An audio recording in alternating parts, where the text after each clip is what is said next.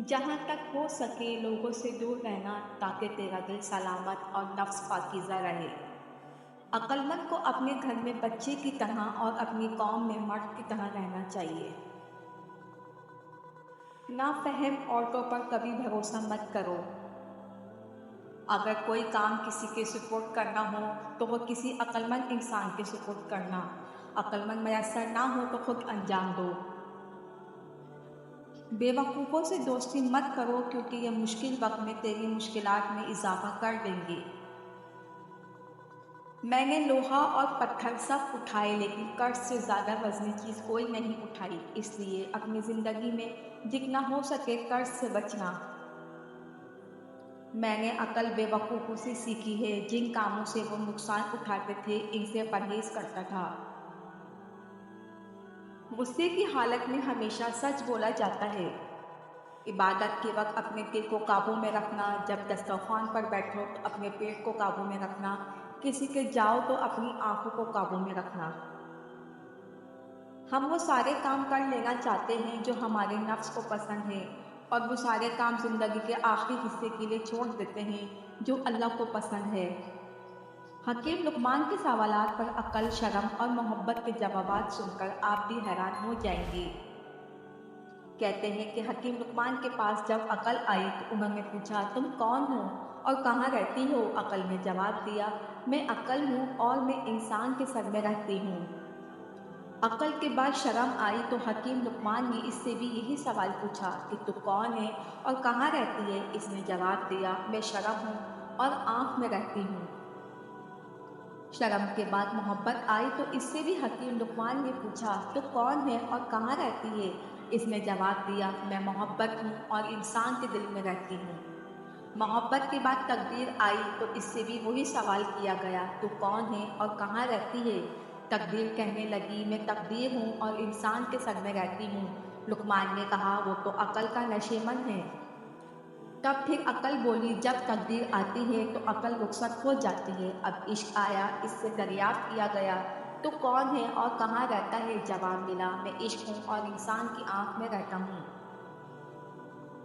लुकमान ने कहा, वहाँ तो शर्म रहती है। इसने जवाब दिया, जब इश्क आता है तो शर्म चली जाती है। आखिर में लालच आया, इससे भी पूछा गया, तुम कौन हो? जवाब मिला, मैं लालच हूँ और इंसान के दिल में रहता हूँ। लुकमान ने कहा, इस जगह तो मोहब्बत रहती है। तो लालच ने जवाब दिया, जब मैं आता हूँ तो मोहब्बत चली जाती है।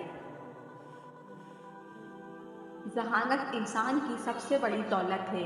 हासिदी असल में आपके बहुत बड़े फ़ैन होते हैं, लेकिन हसद और बुग़्ज़ की वजह से बजाय दुआ देने के वो आपसे हसद करना शुरू कर देते हैं। इस इल्म से जहालत बेहतर है जो अदब माशरात न सिखा सके।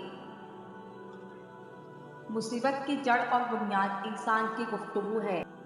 अगर आप किसी से ये तवक्का रखते हैं कि वो आपके साथ अच्छा रहेगा क्योंकि आप इसके साथ अच्छे हैं, तो ये बिल्कुल ऐसे ही है कि कुत्ता आपको नहीं काटेगा क्योंकि आप कुत्ते को नहीं काटते।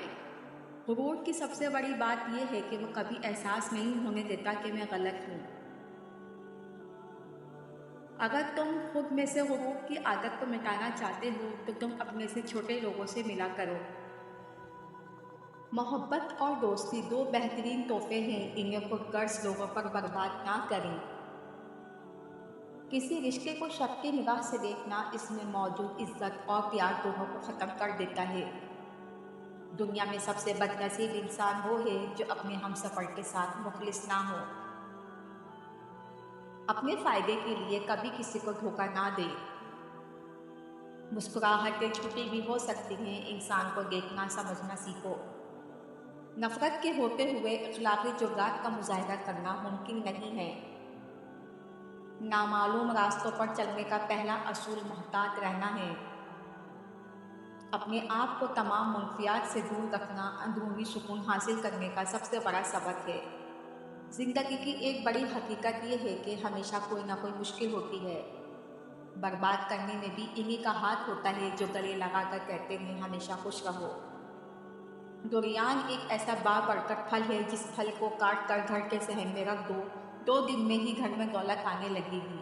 حکیم لقمان فرماتے ہیں محبت اور ادب کے لحاظ سے بہترین شخص وہ ہے جب اسے کوئی ضرورت پڑے تو وہ لوگوں سے دور ہو جائے، اور جب لوگوں کو اس کی ضرورت پڑے تو وہ ان کے قریب ہو جائے۔